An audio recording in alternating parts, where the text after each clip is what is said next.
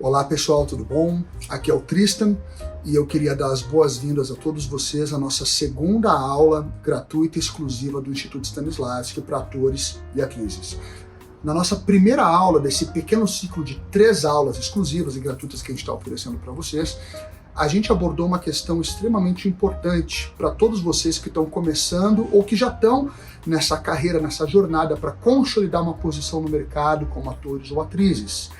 A bem da verdade, o que a gente abordou não se refere somente a atores ou atrizes, mas se refere basicamente a qualquer tipo de artista que esteja querendo agora se posicionar no mercado.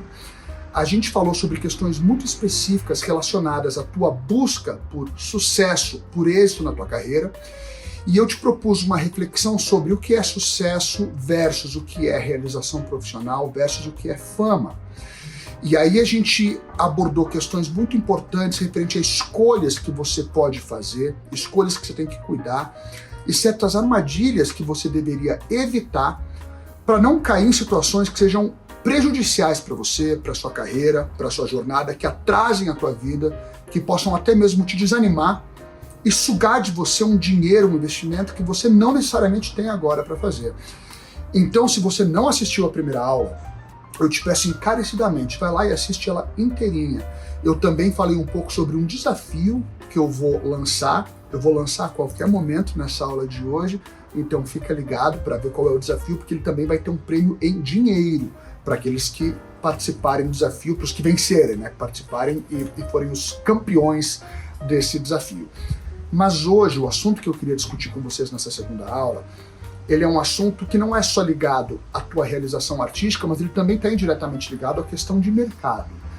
Eu vou falar hoje sobre pontos essenciais, importantes que você deve levar em consideração para criar performances muito boas e sólidas em monólogos. E eu falo que isso é uma questão indiretamente comercial também, porque é muito comum que quando você vai fazer um teste, né, uma audição, seja para uma novela, para um comercial, para alguma coisa de publicidade, né, para um filme, é comum que as agências te peçam um monólogo. E qual que é a dificuldade aí, qual que é o fantasma que às vezes fica na cabecinha do ator quando ele precisa preparar um monólogo? Um monólogo é uma situação extremamente particular e rara. Mesmo quando você pega filmes, né, em cinema, ou seriados, ou em peças teatrais, monólogos não são comuns. Na verdade, a grande maioria dos filmes que você assiste ou dos seriados não tem monólogos, né? Quase tudo é baseado em diálogos, né? Então aquele momento que tem aquele bifão de texto, né, aquele super monólogo, não é algo comum de se ver nem em teatro, nem em cinema. São momentos raros e específicos que aparecem em alguns espetáculos, em alguns filmes e em alguns seriados, mas não é toda hora que você vê. Tirando isso, na nossa vida real, no dia a dia, no nosso cotidiano, o monólogo também não é uma situação comum. Quantas vezes você se viu ou se pegou de repente fazendo um monólogo? Isso é extremamente raro. As nossas vidas também são baseadas quase que o tempo todo em diálogos. Você está interagindo ou conversando com outras pessoas, mas raras vezes você está fazendo um monólogo. Eu só quero deixar claro uma coisa, para a gente não confundir um monólogo mais artístico ou mais dramático com um monólogo funcional. O que eu quero dizer com isso? É claro que aqui, agora, nesse momento, eu, Tristan, estou fazendo um monólogo. Ou seja, eu estou falando com vocês sem parar e não tenho uma interação direta com uma outra pessoa. Então, isso seria, de uma certa maneira, um monólogo. Então, qualquer momento que você vai assistir uma palestra ou vai assistir uma aula, né, é claro que vai ter um monólogo que o palestrante está executando. Porém, entenda que esse monólogo ele é funcional, ele não é um monólogo artístico, né? Aqui, nesse exato momento, eu não estou com preocupações dramáticas ou performáticas. A minha única preocupação é conseguir transmitir essa informação, compartilhar essa informação com vocês de modo eficaz. Então, eu não estou me preocupando com elementos de história ou de performance aqui. Então, é por isso que na nossa vida, uma palestra, uma aula, não conta exatamente como um monólogo. Então, o que seria um monólogo na vida real, né? Seria talvez um exemplo aqui hipotético, né? Um momento que você está desabafando alguma coisa com alguém, sabe? Às vezes você está numa conversa, numa discussão, você começa a desabafar e você não quer que ninguém te interrompa, você quer colocar aquilo tudo para fora. Tá, nesse caso seria uma espécie de monólogo mesmo. né? Porque ali tem uma carga dramática, né? Tem um porquê, tem todo um contexto de uma história, de uma situação, mas é raro. E por que eu disse então que fica um fantasminha na cabeça do ator? Porque como os monólogos são raros, tanto em cinema, teatro, televisão e na vida real, quando alguém vai lá e pede para você preparar um monólogo, às vezes você fica um pouco inseguro, né? Porque a gente não tem a prática de lidar com monólogos de modo cotidiano. É muito mais tranquilo, acredito eu, para um ator preparar uma cena de diálogo, de interação, do que um monólogo, em que está toda a responsabilidade sobre os teus ombros e não tem outra pessoa ali interagindo, tá? E aí o ator às vezes não sabe nem sequer por onde começar. E se você não sabe nem por onde começar direito, que dirá então fazer uma coisa interessante, boa, sólida, impactante? Aí é um desafio maior ainda, tá? E só a título de curiosidade aqui artística, a gente tem que só saber diferenciar um monólogo de um solilóquio. Eu não sei se vocês já ouviram falar de solilóquio e de monólogo. Solilóquio, os dois é quando a personagem está falando sem uma interação ou uma interpelação de uma outra pessoa. Porém, solilóquio, né, olha, soli vem, né, esse prefixo, esse sufixo de solitário, é quando eu estou falando comigo mesmo. Então, o solilóquio seria, por exemplo, quando eu estou pensando em voz alta, algo muito comum, por exemplo, nas peças do Shakespeare, né, que a personagem está refletindo, está pensando em voz alta, então ela não está falando com alguém, ela está falando com ela mesma. Isso às vezes pode ser um bifão de texto grande, mas é um solilóquio. Já um monólogo, num monólogo você está falando com outra ou com outras pessoas, porém elas não estão te interrompendo, né? Então você está lá falando, despejando aquilo direto, né? Então por isso que é um monólogo, né? E não um diálogo. Diálogo que seria de dupla, de mais pessoas, e o monólogo de ser mono, de ser um só. E solilóquio de ser solitário, sozinho, tá? Isso é só pra gente colocar os pingos nos is aí com essa curiosidade artística, tá bom?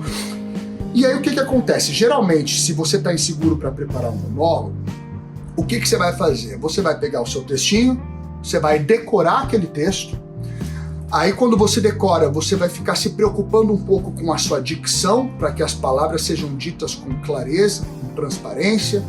Aí muitas vezes os atores ainda se perdem com essas coisas que a gente fica ouvindo por aí o tempo todo, que é um monte de besteira. Olha, tem que ser um fundo neutro, um fundo branco, a roupa tem que estar neutra, a roupa tem que estar isso, tem que estar aquilo. E aí você fica lá congelado, parado, você tem medo de fazer qualquer coisa, você tem medo até de olhar um pouco pro lado, você está dentro de uma caixinha fixa, não pode fazer nada, se preocupando em lembrar daquelas palavras e em articular elas. Então, olha que loucura. Você usa critérios para montar um monólogo que você jamais usa na sua vida real. Quando que na sua vida real você se pega, não, eu preciso estar estático, não posso mexer muito, tenho que estar com uma roupa neutra, as pessoas vão ter que me ver contra um fundo neutro, eu preciso articular muito bem, lembrar as palavras. Gente, você nunca faz isso na sua vida. Nunca. E aí, de repente, você vai preparar um monólogo e você se preocupa exatamente com essas coisas que não são coisas orgânicas da vida natural.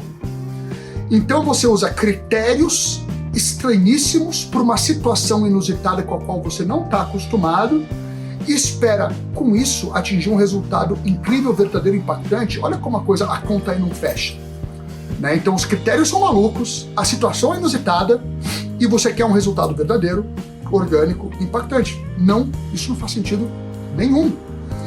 Então, se a gente for olhar para toda a abordagem stanislavskiana, o que a gente chama de sistema ou de método do Stanislavski, ele basicamente pede para que o ator observe e tire elementos da vida natural que existe no planeta ao redor dele, para que ele compreenda esses elementos que nos fazem funcionar na nossa vida real e para que a gente leve esses elementos para a nossa performance. Então, tudo isso que eu acabei de falar, de ficar lá decorando, memorizando o texto, palavra por palavra, articulando, fundo negro, isso não são elementos da vida real. Não é à toa que 99% dos monólogos, quando você está assistindo monólogos, e eu já fui diretor de casting várias e várias vezes para projetos pequenos, médios e grandes, você assiste 2 segundos e já vê que aquilo é uma interpretação, tá falso, tá mecânico, não tá interessante, porque o coitado do ator usou elementos que são falsos, que são mecânicos e artificiais para preparar uma performance. Consequentemente, a performance vai ficar falsa, mecânica e artificial.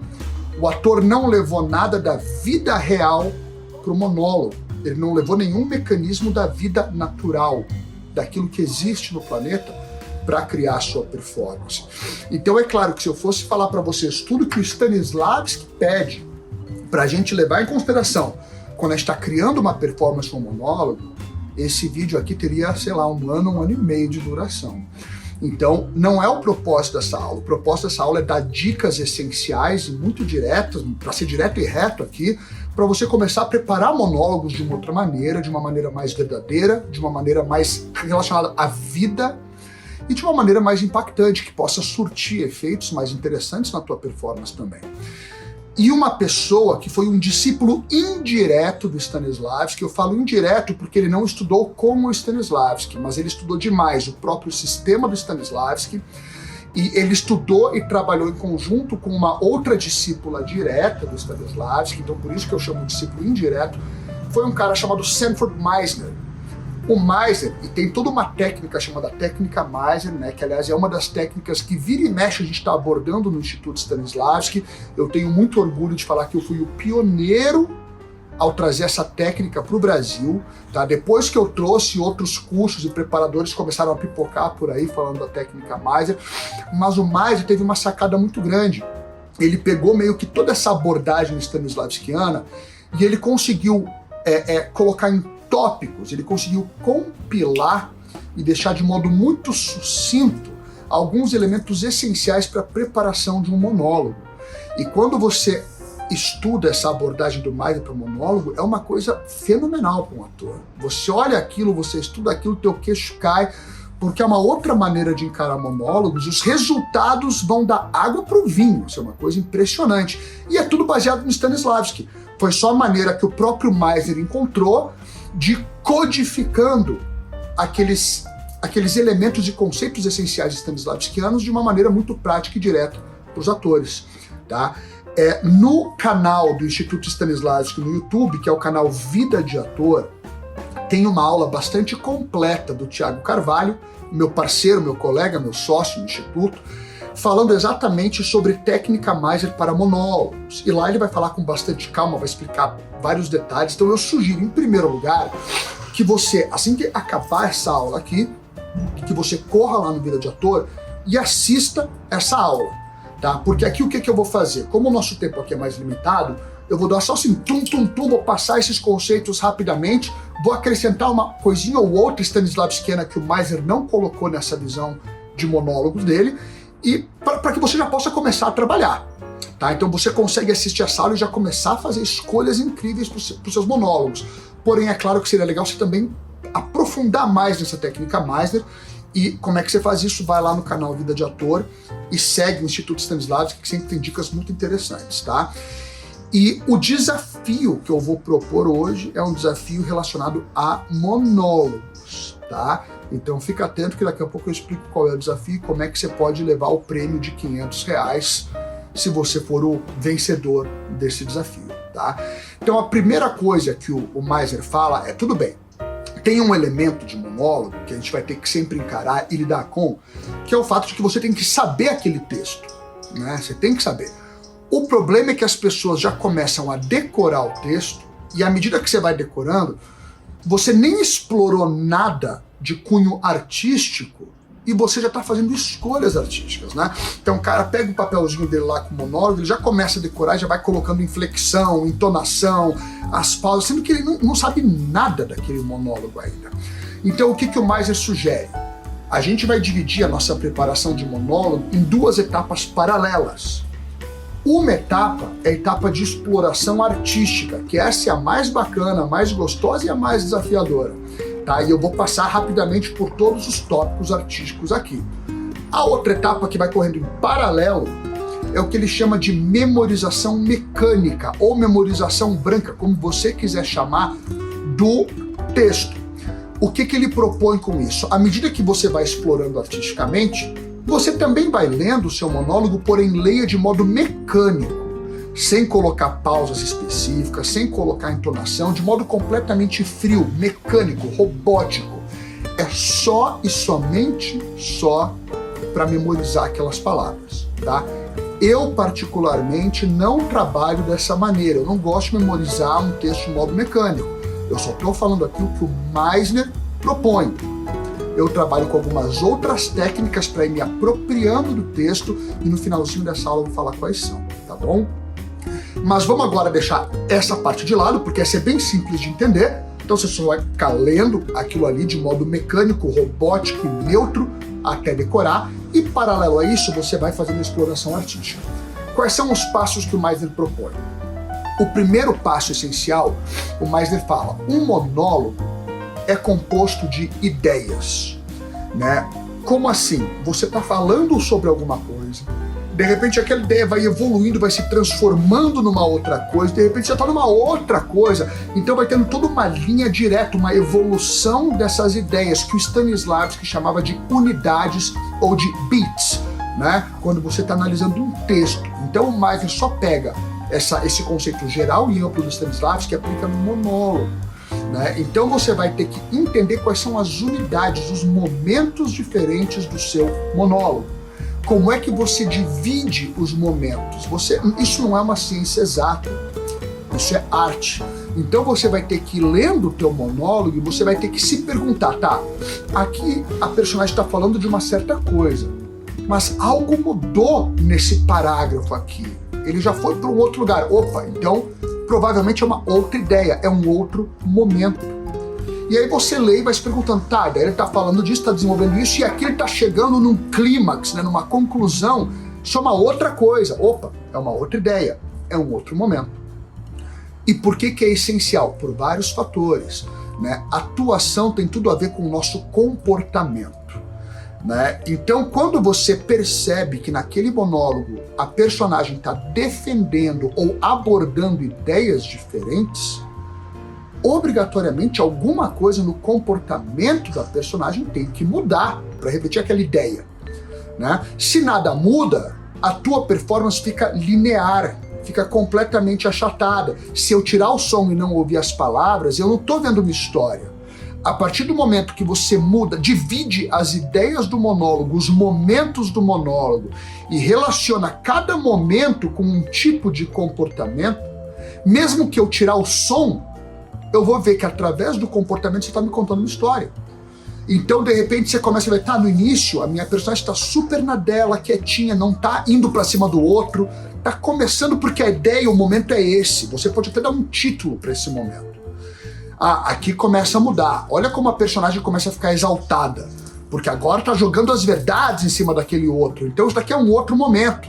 Então, agora o meu comportamento, eu vou ser mais ativo, eu vou ir mais para cima, vou apontar para o outro, alguma coisa assim. Tô dando exemplos aleatórios para que você entenda. E aí você vê, de repente, que lá no final, a personagem tá derrotada, ela viu que não deu certo.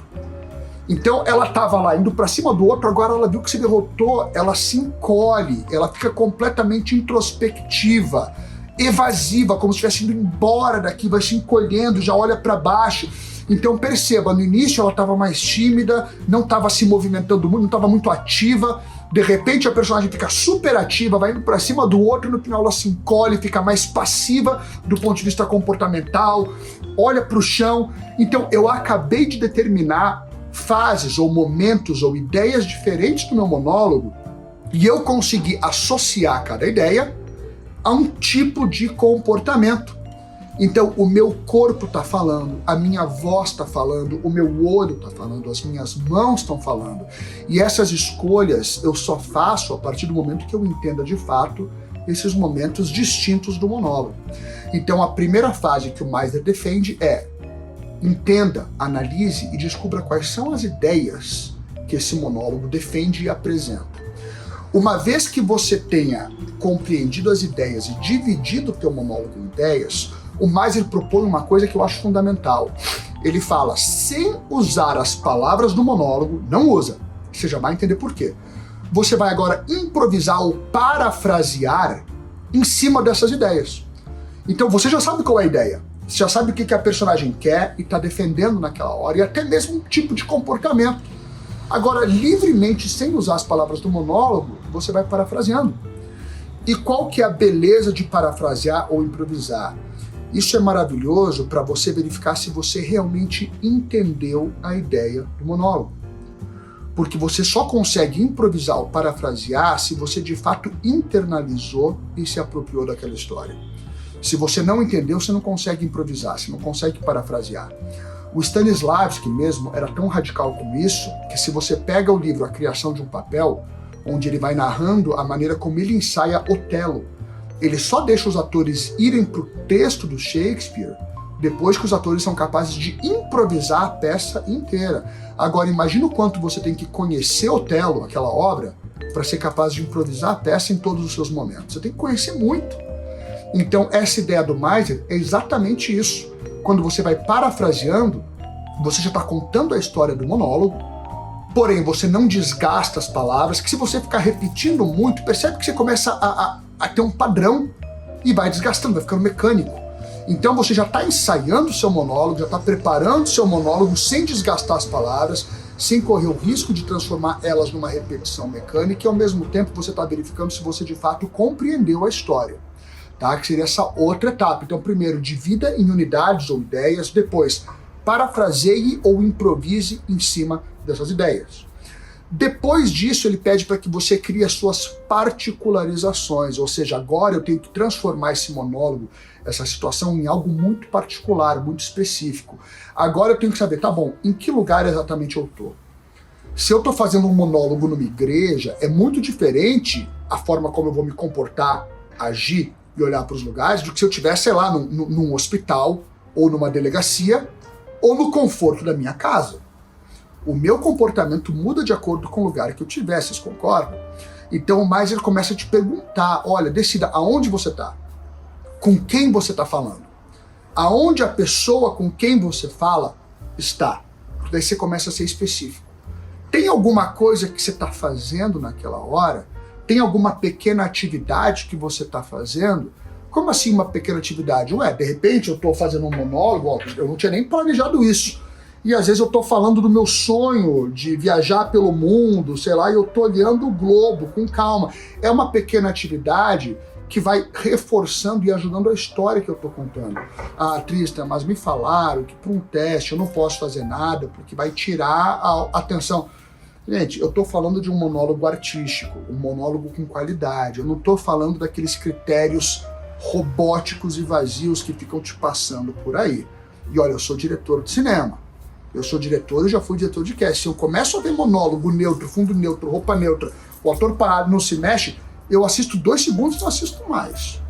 Tá? Eu prefiro que você faça uma escolha ousada e criativa, porque isso também vai me mostrar o quão ousado e criativo você é como ator. Agora, é claro, não pega uma atividade ou uma ação que vai ser maior que o próprio monólogo.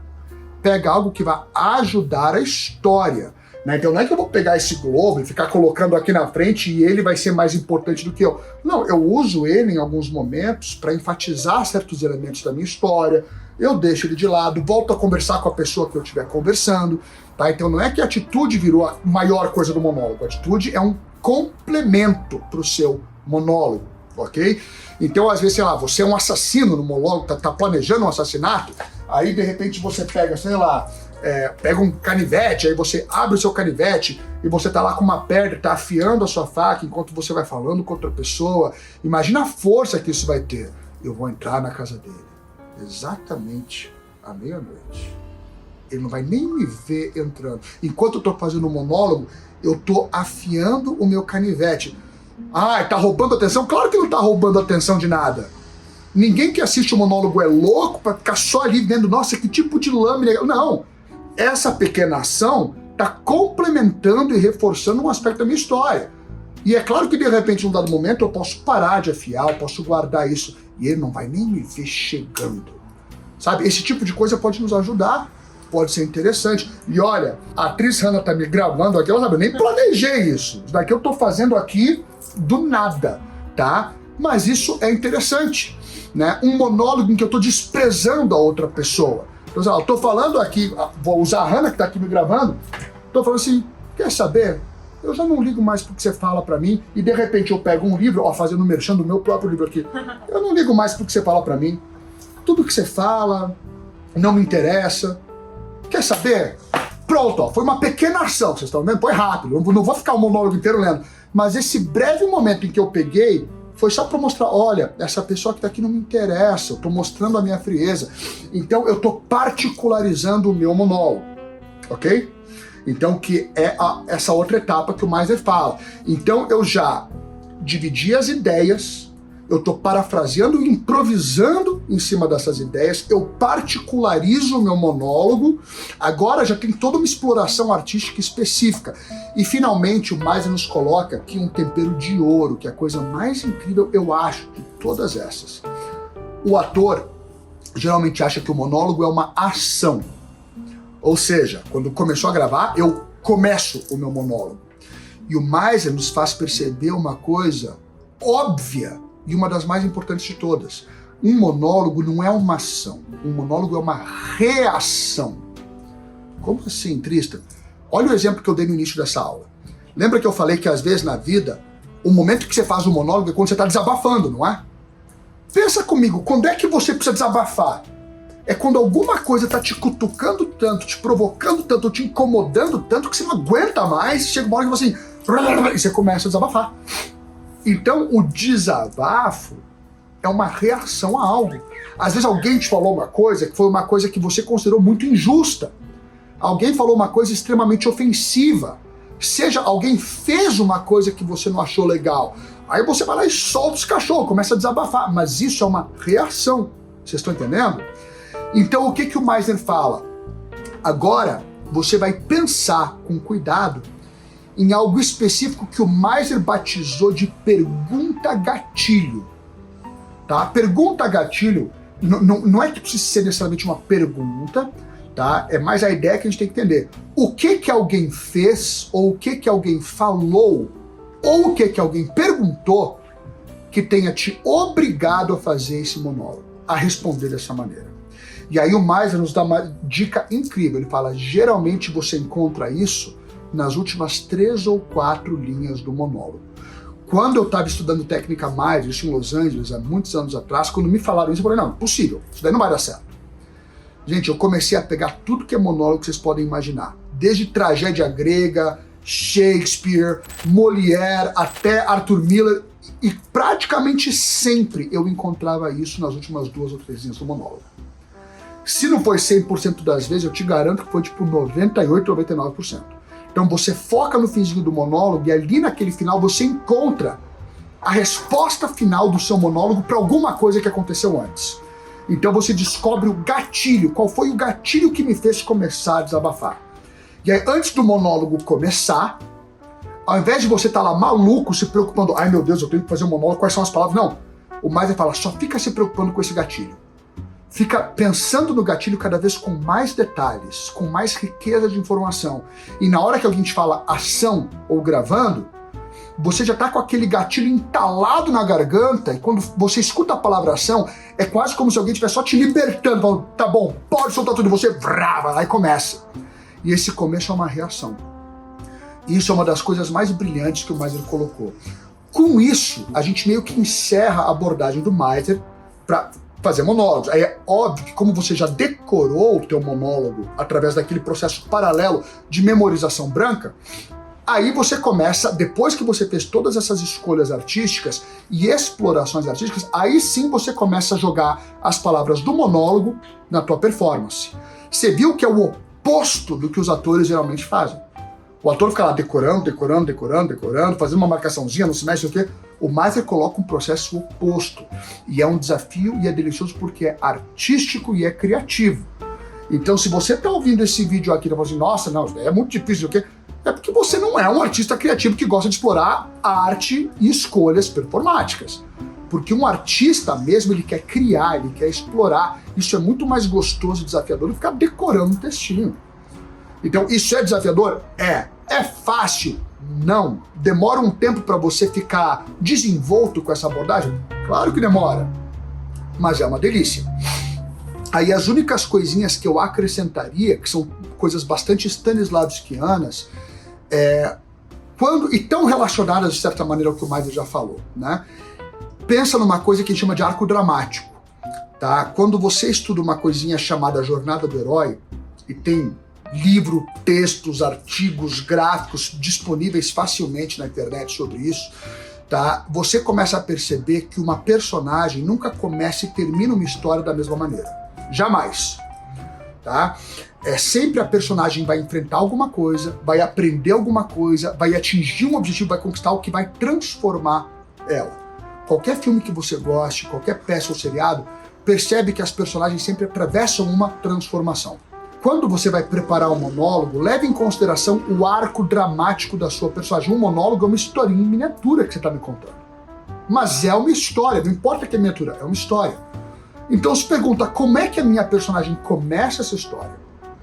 O que acontece com ela ao longo dessa história? E como é que ela termina? E aí você vai estar desenhando um arco dramático e garantindo que a tua performance não esteja linear. Então, se você somar essa abordagem do Maier com esse elemento que o Stanislavski frisa tanto, que é o arco dramático, eu tenho certeza que seu monólogo vai ser muito bacana. E você vai levar a tua performance da água pro vinho. Se até hoje, se até assistir essa aula você estava preparando daquele outro jeito, só decorar, a partir de agora vai ser outra coisa. Eu já vi isso acontecer em tempo real, ao vivo comigo, com atores que eu estava treinando, trabalhando, preparando. A própria Hannah que está aqui me gravando nesse momento, ela não conhecia essa técnica, ela foi gravar um monólogo uma vez, pela primeira vez na vida, usando essa técnica, e aí a gente usou um monólogo de 6 meses ou 1 ano antes, que ela não conhecia, e viu esse com o atual, parecia outra atriz. Assim, e olha que ela nem tem familiaridade ainda com essa técnica, foi uma das primeiras vezes que ela foi lá e arriscou usar. Então eu te convido a usar isso. Não vai ser um resultado brilhante logo de cara, porque é uma técnica nova, e uma técnica nova exige confiança, familiaridade, desenvoltura. Mas já logo de cara você já vê uma diferença. E agora, para a gente encerrar essa aula, eu vou colocar aqui o nosso desafio. O desafio que pode fazer você levar quinhentão pro seu bolso, para sua carteira, tá bom? Qual que é esse desafio? Com base nisso que eu expliquei aqui, com base nisso que eu coloquei aqui nessa aula de monólogos, eu quero que você prepare um monólogo de até 1 minuto e meio, estourando 2 minutos. Mas tem que usar isso que eu estou falando aqui.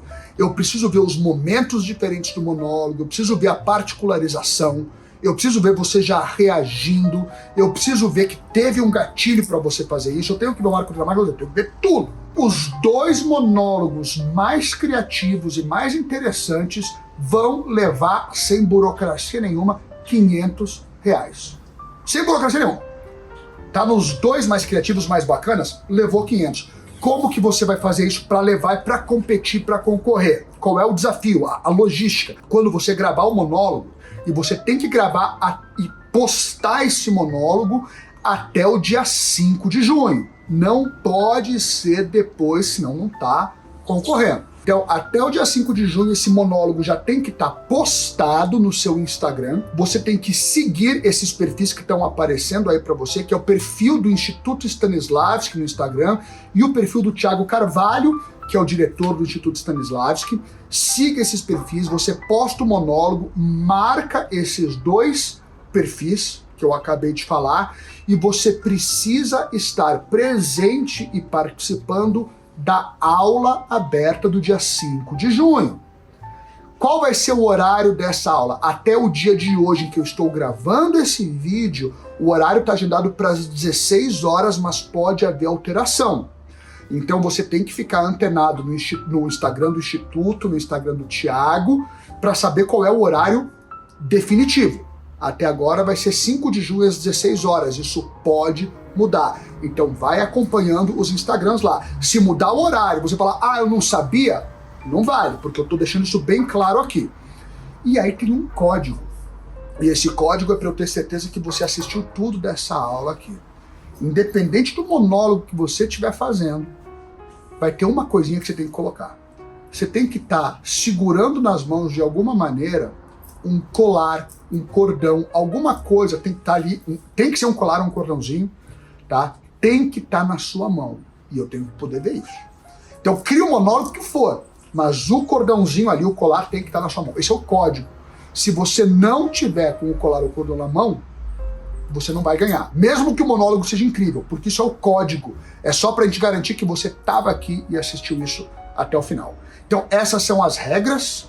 Manda ver, faz um monólogo incrível, se arrisca, vem acompanhar a aula, marca o Instituto, marca o Thiago, segue o Instituto, segue o Thiago e coloca esse código que, se você tiver entre os 2 mais interessantes, você leva quinhentão, no questions asked, você leva na lata os R$500, tá bom? Então eu espero que você tenha gostado dessa aula. Obrigado, Hannah, por ter me gravado aqui.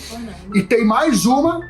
Então, vem com a gente, assiste a 3ª aula. Espero que essas 3 aulas aí exclusivas te ajudem na sua carreira e no desenvolvimento das suas performances artísticas. Gente, valeu demais.